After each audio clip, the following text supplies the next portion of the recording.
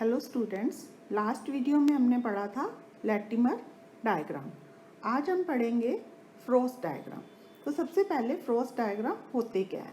तो किसी रिडॉक्स अभिक्रिया के लिए मुक्त ऊर्जा को यदि विभिन्न ऑक्सीकरण अवस्थाओं के विरुद्ध आलेखित किया जाए तो जो ग्राफ प्राप्त होता है उसे हम क्या कहते हैं, फ्रोस्ट डायग्राम। फ्रोस्ट डायग्राम में हमेशा ऑक्सीडेशन स्टेट को एक्स अक्ष पर तथा फ्री एनर्जी को वाई अक्ष पर रखकर ग्राफ प्लॉट किया जाता है। इस फ्रोस्ट डायग्राम की सहायता से हम विभिन्न ऑक्सीकरण अवस्थाओं के स्थायित्व को बता सकते हैं। इसके बाद नेक्स्ट टॉपिक है कंस्ट्रक्शन ऑफ फ्रोस्ट डायग्राम।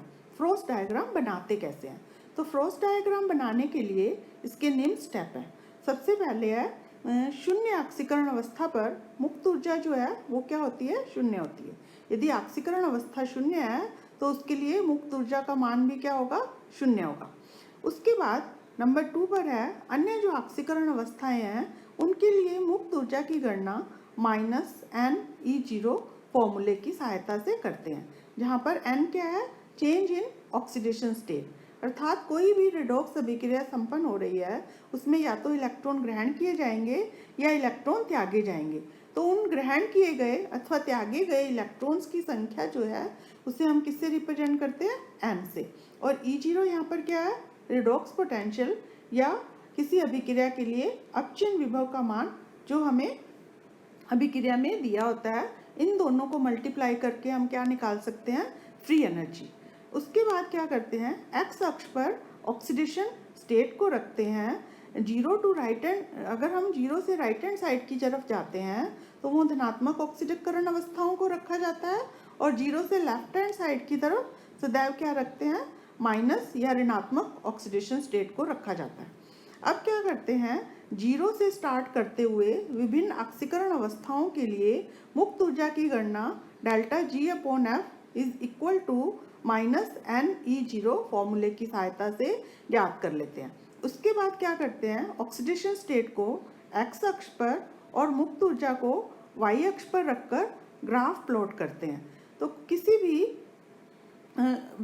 भी अभिक्रिया के लिए फ्रोस्ट आरेख बनाने के लिए क्या करते हैं, लैटिमर आरेख अथवा अर्ध सेल अभिक्रियाओं की सहायता से उसे हम बनाते हैं। तो अभिक्रिया में हमें क्या दी होगी, या तो हमें लैटिमर आरेख दिया होगा या हमें क्या दी होंगी, अर्ध सेल अभिक्रिया। यदि हमें अर्ध सेल अभिक्रियाएं दी गई हैं तो सबसे पहले उन अर्ध सेल अभिक्रियाओं से हम क्या बनाते हैं, लैटिमर आरेख, और फिर उस लैटिमर आरेख की सहायता से हम क्या बनाते हैं, फ्रोस्ट डायग्राम। तो हम मैग्नीज का एग्जाम्पल लेते हुए इस फ्रोस्ट डायग्राम को कैसे कंस्ट्रक्ट करना है इसके बारे में हम स्टडी करेंगे। तो मैग्नीज के लिए फ्रोस्ट डायग्राम दिया हुआ है जिसमें MnO4 माइनस MnO4 -2 में बदल रहा है, उसके बाद MnO2 में, देन Mn+3 में, Mn+2 में और लास्ट में Mn। तो अब ये जो लैटिमर डायग्राम दिया हुआ है, इससे फ्रोस्ट डायग्राम बनाने के लिए सबसे पहले हम क्या करते हैं, विभिन्न ऑक्सीकरण अवस्थाओं से संबंधित मुक्त ऊर्जा की गणना ΔG/F -NE फॉर्मूले से ज्ञात करते हैं।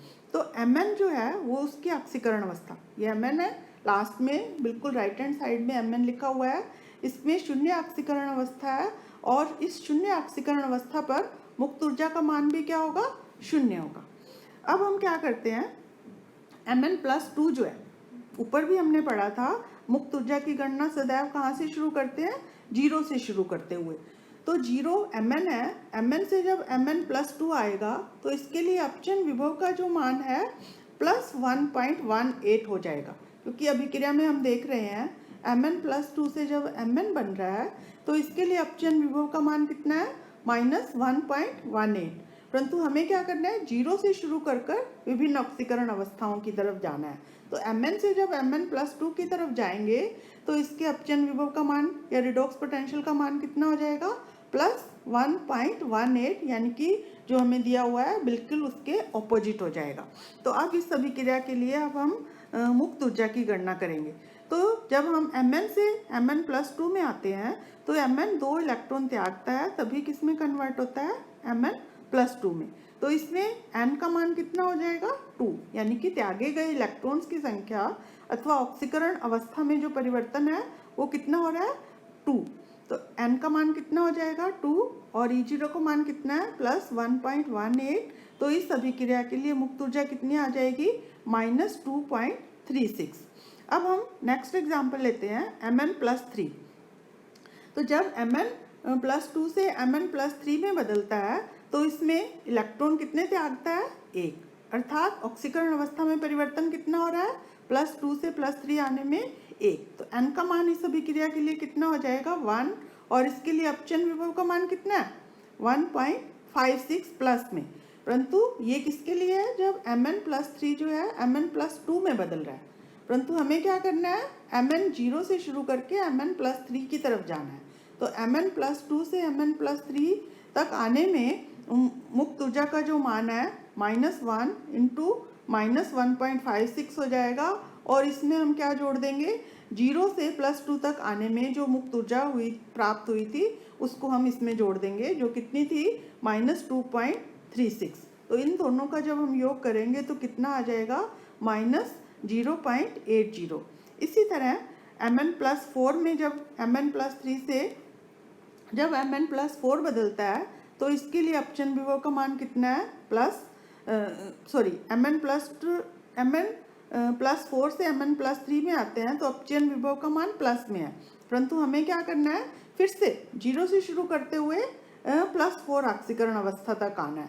तो 0 से +3 तक हमने अपचयन मुक्त ऊर्जा की गणना कर ली है, वो कितनी आई है -0.80 और +3 से +4 तक आने में मुक्त ऊर्जा कितनी हो जाएगी -1 इंटू -0.90 प्लस -0.80।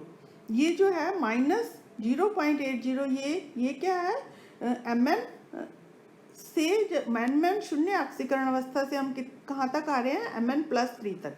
तो हमें विभिन्न जो ऑक्सीकरण अवस्थाओं के लिए मुक्त ऊर्जा की गणना करनी है वो कहाँ से शुरू करनी है 0 से शुरू करनी है।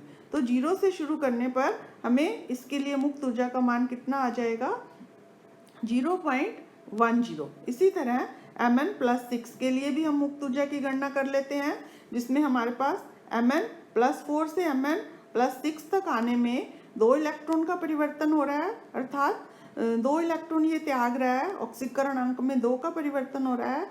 तो n का मान 2 आ जाएगा और इसके लिए अपचयन विभव का मान कितना आ जाएगा प्लस में दिया हुआ है और ये भी क्या हो जाएगा रिवर्स हो जाएगा यानी कि -2.09 और इसमें हम क्या जोड़ देंगे 0 से +4 ऑक्सीकरण अवस्था के लिए जो मुक्त ऊर्जा है जो हमने निकाली है 0.10, इसको क्या कर देंगे ऐड कर देंगे तो ये आ जाएगा 4.28। इसी तरह लास्ट में Mn+7 के लिए भी हम क्या निकाल लेते हैं मुक्त ऊर्जा की गणना कर लेते हैं जो कितनी आ जाती है +5.10। अब हम क्या करते हैं जो विभिन्न ऑक्सीकरण अवस्थाएं हैं उसको x अक्ष पर रख लेते हैं।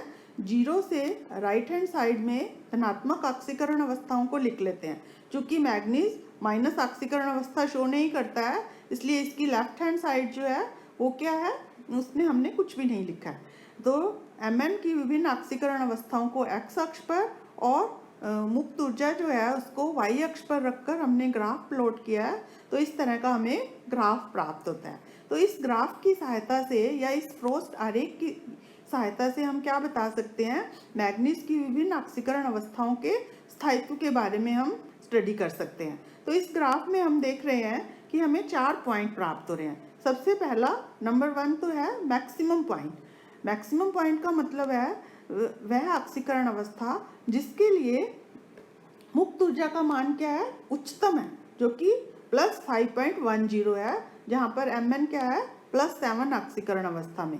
तो ये ऑक्सीकरण अवस्था जो है सबसे न्यूनतम स्थायी होती है और ये किसका काम करती है प्रबल ऑक्सीडाइजिंग एजेंट का काम करती है, प्रबल ऑक्सीकारक अवस्था का काम करती है। अर्थात Mn+7 जो है वो क्या है स्ट्रॉन्ग ऑक्सीडाइजिंग एजेंट है।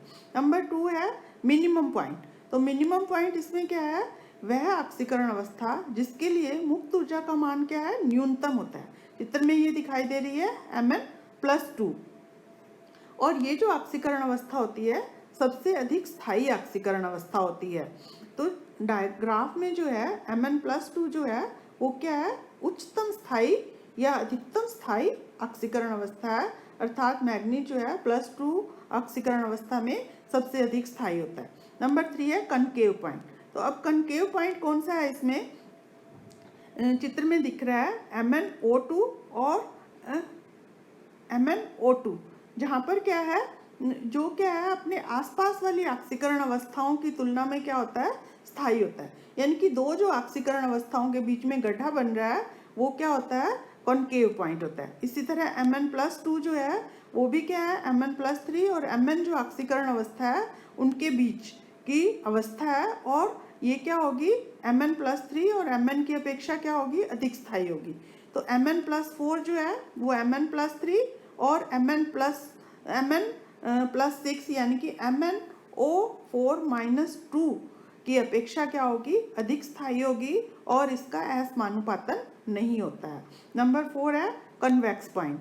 तो कन्वेक्स पॉइंट पर जो ऑक्सीकरण अवस्थाएं हैं वो अपने आसपास वाली ऑक्सीकरण अवस्थाओं की तुलना में क्या होती हैं, कम स्थायी होती हैं। तो डायग्राम में Mn+3 जो है वो कनकेव पॉइंट पर स्थित है, और इसी तरह MnO4-2 जो है यानी कि Mn+ जो ऑक्सीकरण अवस्था है वो कहाँ स्थित है, कॉन्वेक्स पॉइंट पर।